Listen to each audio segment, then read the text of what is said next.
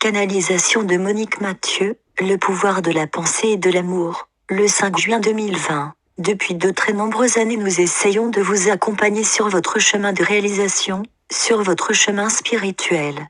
Nous avons essayé de vous faciliter la vie afin de vous amener à maintenant, parce que la période que vous vivez a une immense importance et que vous ne vous en rendez pas réellement compte. C'est maintenant que chacun de vous va commencer à comprendre pourquoi il est venu sur ce monde. Pour certains, c'est encore un petit peu confus. Chacun de vous est venu avec sa propre mission, en fonction de ce qu'il est, en fonction de ses choix et également en fonction de son évolution et du chemin évolutif qu'il pourra parcourir jusqu'au bout de sa route sur ce monde. Vous vous demandez, quelle est ma mission? Que puis-je apporter aux autres? Que puis-je faire pour que les choses avancent beaucoup plus vite? Nous allons donc parler de la pensée. La pensée est une chose à laquelle vous donnez vie. Vous pensez à quelque chose et vous donnez vie à ce que vous avez pensé. Cette vie est éphémère si c'est juste une petite pensée que vous ne nourrissez pas. Dans la période actuelle, il faut que vous soyez vigilant par rapport à vos pensées, parce qu'elles peuvent avoir un impact important sur votre corps. Et qu'à l'époque actuelle, la puissance de la pensée de chacun va se développer d'une façon très importante.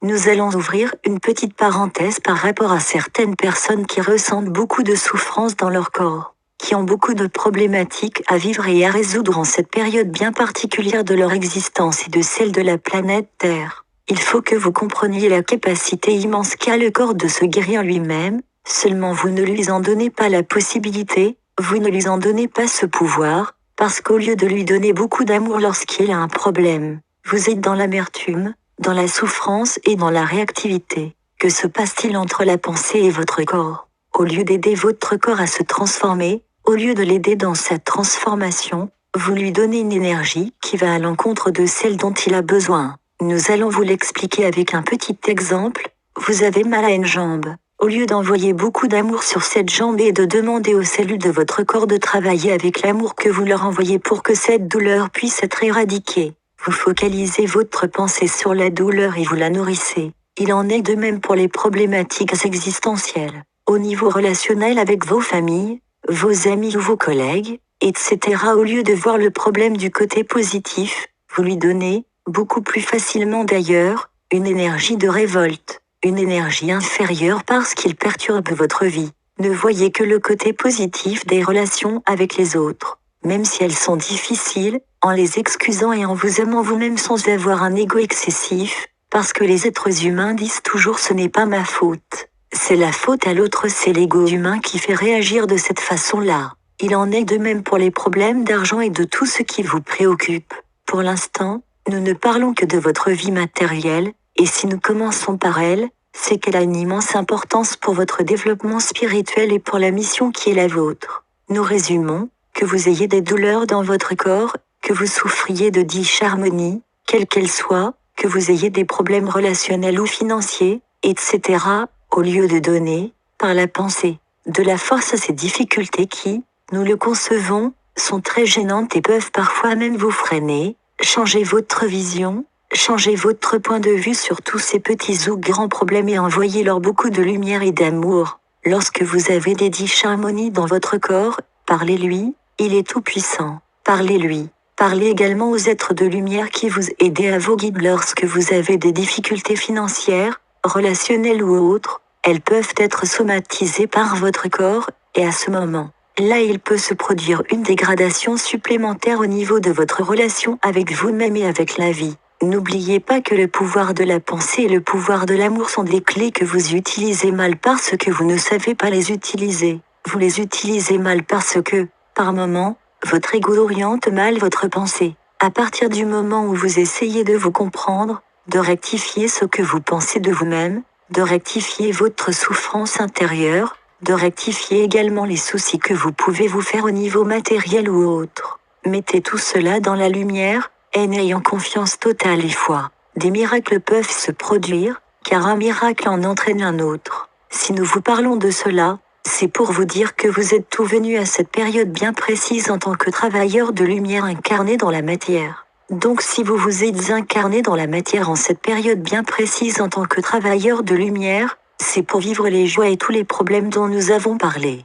Vous êtes soumis à des pressions gigantesques au niveau de la lumière non éclairée avec tout ce que vos gouvernements et autres font vivre aux hommes dans le monde entier, et vous êtes également soumis à des puissances de lumière gigantesques. En vous, il y a et il y aura ces deux énergies en dualité, elles le resteront tant qu'elles ne se seront pas unies. Afin de pouvoir les unir et de devenir ce que vous devez être, qui vous êtes réellement, il faut que vous acceptiez de vous reconnaître tel que vous êtes en tant qu'être de lumière. Il faut que vous acceptiez également de vous reconnaître avec le partis obscur que vous devez éclairer. Nous vous disons aussi de ne jamais vous retourner, d'être toujours dans le présent. Si vous désirez, vous pouvez faire une petite projection dans votre futur. Le passé ne vous appartient plus. Ce n'est pas la peine d'aller le chercher d'une façon ou d'une autre, même dans vos vies antérieures qui ne vous appartiennent plus, même si vous en avez parfois des réminiscences un peu douloureuses. Avec le travail conscient d'amour que vous pouvez faire, le passé ne devrait absolument plus vous nuire de quelque façon que ce soit.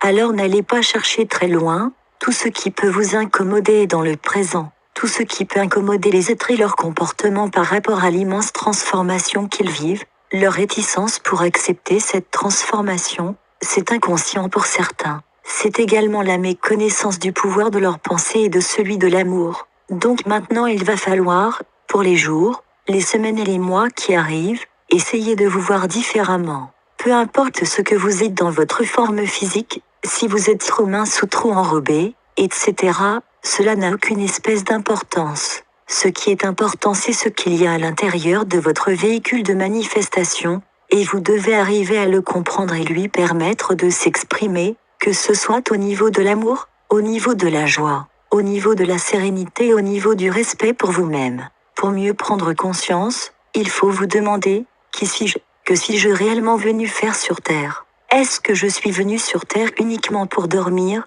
manger, travailler, souffrir et aimer? Dans tout cela, il y a de très belles choses que vous pouvez considérer comme telles. Mais il faut aller beaucoup plus loin dans votre questionnement.